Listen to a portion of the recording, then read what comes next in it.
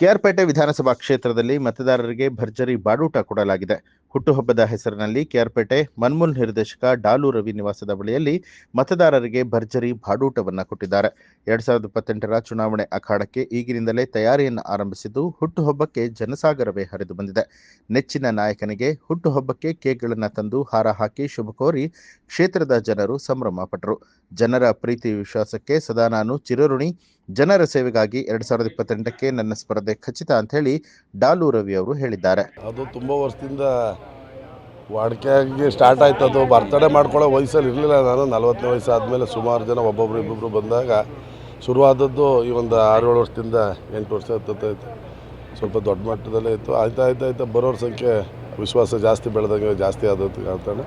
ಇಲ್ಲಿ ಯಾರೂ ಕರೆದು ಬಂದಿರೋರಲ್ಲ, ವಿಶ್ವಾಸದ ಪ್ರೀತಿಲಿ ನನ್ನ ಮನೆ ಹತ್ರಕ್ಕೆ ಅವ್ರು ಬರ್ತಾರೆ, ಅವ್ರಿಗೊಂದು ಊಟದ ವ್ಯವಸ್ಥೆ ಮಾಡಿರ್ತೀನಿ ಬಿಟ್ಟರೆ ಇನ್ನೇನು ಇಲ್ಲ. ನಾನು 23 ಆಸ್ಪಿರೆಂಟೆ. ಬಟ್ ನಾನು ಯಾವ ಥರದಲ್ಲಿ ಅಂತಾರೆ, ನನಗೆ ಒಬ್ಬ ಲೀಡ್ರನ್ನ ಬೈಕೊಂಡು ಇನ್ನೊಂದು ಮಾಡೋ ಅಭ್ಯಾಸ ಇಲ್ಲ.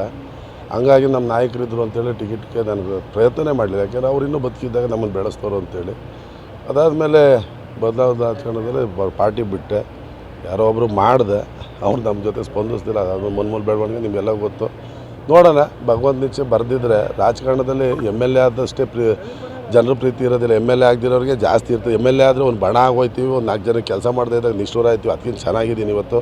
ಎಲ್ಲ ಪಕ್ಷದವರು, ಎಲ್ಲ ಜಾತಿಯವರು ಜಾತ್ಯತೀತವಾಗಿ ಪಕ್ಷಾತೀತವಾಗಿ ಬಂದು ನನಗೆ ಅರಸೋಯ್ತವ್ರೆ. ಅದೇ ಯಾವುದೋ ಜನ್ಮದ ಪುಣ್ಯ ಅಂತ ತಿಳ್ಕೊಂಡಿದ್ದೀನಿ. ಹಂಗಾಗಿ ಅದು MLAಕ್ಕಿಂತ ದೊಡ್ಡ ಪೋಸ್ಟ್ ಇದ್ದಂಗೆ ಅದು ಸಿಕ್ಕೈತೆ. ಯಾವುದೋ ಜನ್ಮದ ಪುಣ್ಯ ನನಗೆ. 100ಕ್ಕೆ 100 ಭಾಗ ಆಕಾಂಕ್ಷಿ ಏನೆಲ್ಲ ಅಭ್ಯರ್ಥಿನಿ. ಅದು ಕುಮಾರಣ್ಣ ತೀರ್ಮಾನ ತಗೊಂಡ್ಮೇಲೆ ಹೇಳ್ತೀನಿ. ನ್ಯೂಸ್ ಅಲರ್ಟ್ ನಿಮ್ಮಿಂದ ನಿಮಗಾಗಿ.